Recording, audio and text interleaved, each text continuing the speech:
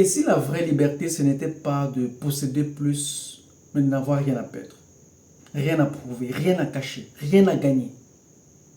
Et si tu étais plus libre en laissant aller qu'en t'agrippant à ce que tu crois te définir.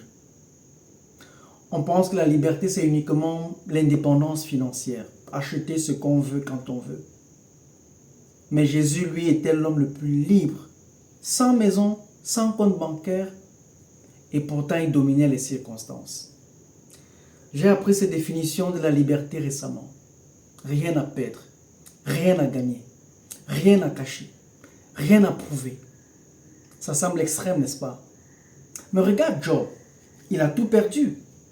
Et ce n'était pas la fin de sa vie. Il dit, l'Éternel a donné, l'Éternel a repris. Job 1, verset 21.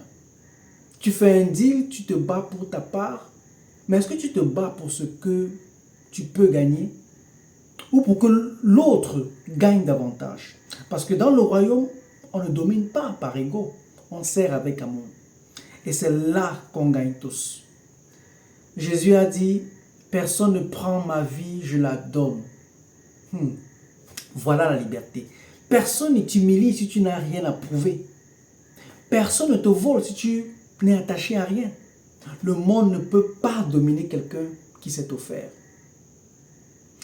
Tu es entrepreneur du royaume?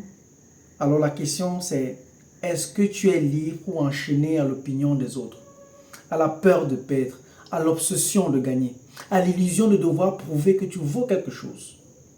Si oui, tu n'es pas libre. Mais si tu dis, Seigneur, tout est à toi, alors tu marches comme un roi dans ton business. La liberté, ce n'est pas de prendre, c'est de pouvoir donner sans crainte, sans attente, sans masque.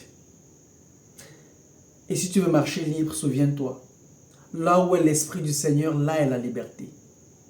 Commente, je choisis la liberté du royaume et laisse Dieu t'apprendre à vivre sans chaîne. C'est là que commence ton vrai leadership.